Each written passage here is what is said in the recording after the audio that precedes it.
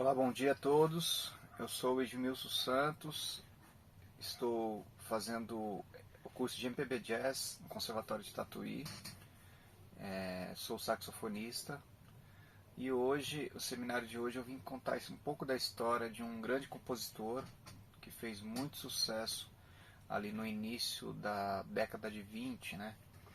E o nome desse compositor se chama José Barbosa da Silva, era mais conhecido como Senhor.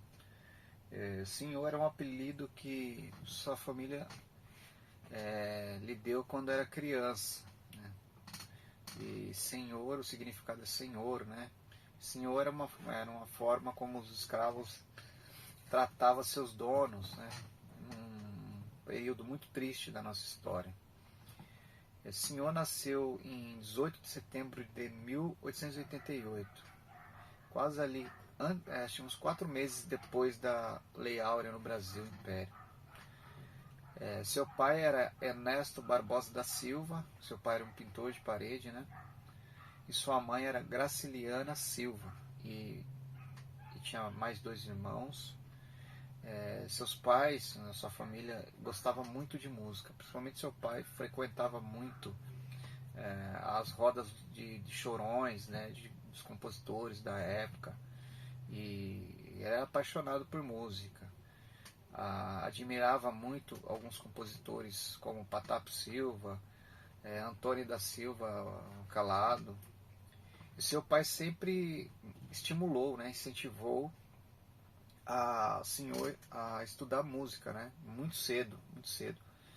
E o instrumento que o senhor começou a estudar era flauta transversal. E foi um instrumento que depois também o senhor abandonou, né? Não continuou, né? Não deu continuidade. E seus avós tinham um piano dentro de casa. Naquela época lá, eles eram muito pobres, né? Mas no caso dos senhores, seus pais, né? Seus avós, eles não era considerado assim tão pobre, porque antigamente quem tinha um piano em casa não era considerado tão pobre assim, né? E na verdade até hoje, né? Até hoje, lógico, as coisas mudaram muito, mas não é tão simples assim ter um piano em casa, né? E senhor, assim, começou a estudar piano, né? Com seus irmãos, mas era de ouvido, né? Não sabia ler partitura no começo, assim, foi tudo muito de ouvido. E também começou a estudar violão, né? Ele começou na verdade, a aprender, né, a leitura, a partitura, tudo depois de mais velho, assim, né? Aos 17 anos, 17 para 18 anos, o senhor se casou, né, com uma portuguesa, né, Henriqueta Ferreira, que era de Portugal, nascido em Lisboa, né? E como Henriqueta, ele teve 2 filhos, mas o senhor ele ficou viúvo aos 26 anos, porque Henriqueta faleceu, né? Ali em 1914 ela faleceu, e ele ficou com os seus 2 filhos, e ele teve mais um filho, né? E aí daí para frente ele começou a estudar, né, de verdade música, o seu piano, né, se dedicar mais e se tornar um profissional, né, e também começou a estudar violão, né, e aí ele frequentava, né, a casa da tia Ciata, né. A tia Ciata era uma negra, né, que veio da Bahia, né, uma negra ela nasceu em 1854 na Bahia. Ela era cozinheira, mãe de santo, uma das inspiradoras da iniciação à cultura negra. Era uma mulher símbolo da resistência negra no Brasil. A casa da tia Ciata era um reduto do samba, né? Era onde reunia a nata do samba carioca, onde muitos compositores surgiram dali, né? Era frequentado por Pixinguinha, João da Baiana, Donga, Senhor, entre outros aí compositores. A carreira do Senhor, ela vai tocar como qualquer outro músico, né, da sua época, seguindo o mesmo caminho, né, para ter reconhecimento e ter popularidade. Ele vai tocar em todos os lugares, na gafieira, nos clubes, no clube, né, no Cananga do Japão, né, que era um clube. Todos os lugares que tinham festas populares, o senhor estava lá, né? Mas principalmente no teatro de revista, né? O que era o teatro de revista na época? Era um ponto de encontro entre uma intelectualidade mais sofisticada e os músicos populares que queriam visibilidade na época, né? E, e o senhor também ele tinha muita rivalidade, né, com outros compositores. Mas essas rivalidades deu início por conta da gravação do samba pelo telefone. Era uma música que tocava na casa da tia Ciata, e onde o senhor frequentava, Donga, Pixinguinha. O Donga foi quem gravou, né? E registrou primeiro que todo mundo ali, né? E dizia que era dele. Que acontecia, né? Os sambas que tinha lá, muitas composições, né? Muitas composições de sambas que eles faziam, né? Lá na roda de samba, era criação coletiva, né? Um lançava um verso, o outro lançava um outro, e eles formavam uma música, né? Saía uma composição. Com isso, muitos sambistas reclamaram, né? Com Pixinguinha, a própria tia Ciata e Senhor também. Dentre dessas pessoas, Senhor dizia que a música era dele, né? E aí foi o início da rivalidade entre os compositores da época, mas não se resolvia com briga. Lá eles não resolviam com briga nem com fofoca, mas sim faziam músicas provocando um ou outro. Então era assim que se resolvia. Tinha algum problema, fazia uma música criticando, o outro revidava com outra música. Inclusive, o senhor acabou se afastando, né, da casa da tia Ciata pelo telefone. E por um lado foi bom, porque aí senhor realmente virou um compositor, né, de verdade.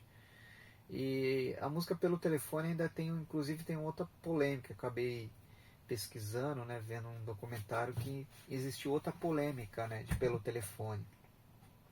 E se realmente foi o primeiro samba, né? Se realmente foi o primeiro samba. Porque tem uma levada meio machichada, né, pelo telefone. E o samba tinha mais aquela coisa de percussão, era um outro tipo de batida. Existe até uma história que Ismael Silva dizia para o Donga que pelo telefone não foi o primeiro samba, né? Porque pelo telefone era um machixe, né? E Donga, em contrapartida, se defendendo, né? Que se jurar também não era um samba, era uma marcha. E aí um ficava atacando o outro, né? Mas na verdade o registro pelo telefone ficou sendo de Donga e de Mauro de Almeida. Mauro de Almeida era um jornalista, né, que organizou os versos ali, né? E aí Senhor seguiu sua caminhada, né? Tendo várias músicas de sucesso, né? E ele foi reconhecido mesmo como compositor em 1920, né, quando explodiu no Carnaval Carioca, com o samba Fala Meu Louro, né, e a marcha O Pé de Anjo. O Pé de Anjo também foi um ataque, né, ao irmão do Pixinguinha, né, porque o Pixinguinha tinha feito uma música atacando o senhor, e aí o senhor fez uma outra música até, de contrapartida atacando o irmão do Pixinguinha, China, né. E O Pé de Anjo foi uma marcha, né, que foi gravado pelo Baiano, e eu gostaria que desse uma pausa no vídeo aí para a gente ouvir essa marcha, O Pé de Anjo. Essa composição Pé de Anjo foi considerada a primeira composição com a denominação de marcha, que fez muito sucesso, né, no Carnaval Carioca. Em 1919 também foi a explosão, né, o carnaval pós-pandemia, né? Essa época aí, onde o Rio de Janeiro, naquela época, viveu o maior carnaval, né, de sua história. Naquela época era a tal da gripe espanhola, né, que se falava.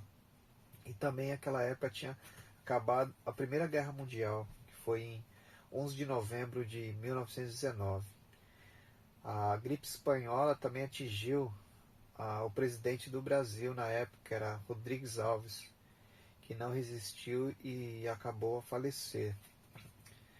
Ao longo dos anos, o senhor acumulou a cunha de o Rei do Samba, inúmeras vezes atribuída a senhor.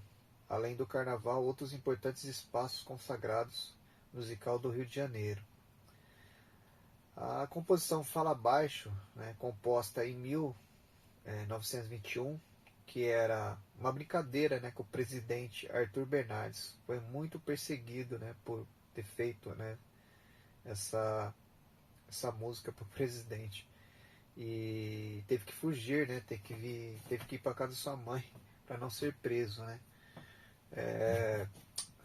Durante o ano de 1928, o senhor deu aula de violão ao Mário Reis. O Mário Reis era também um compositor que fez muito sucesso, né? Logo depois, né, que o senhor, né, faleceu, e se tornou seu intérprete preferido, né, gravando várias, né, composições de senhor e as mais conhecidas, né, as que fez mais sucesso, como a Jura, né, composição a Jura. E a Jura, essa música foi gravada também pelo Zeca Pagodinho, né, na atualidade. Inclusive essa música foi tema de uma novela, né, o Clave é Rosa. E também Gosto que me enrosco. E outras composições de senhor, né, também ele regravou. E outras gravadas na voz da famosa intérprete Zilda de Carvalho Espinola, mais conhecida como Araci Cortes, que gravou também Jura. O senhor foi o primeiro compositor brasileiro a se preocupar com direitos autorais, né? Fazia questão de carimbar as suas partituras, né? Com seu nome ali, assinatura. E o senhor pegou o samba, né? Que estava meio ali, de um jeito meio machichado, e começou a dar uma cara nova, né? Revolucionou, né? O senhor foi uma figura muito importante, né, na modernização do que o samba é atualmente, né?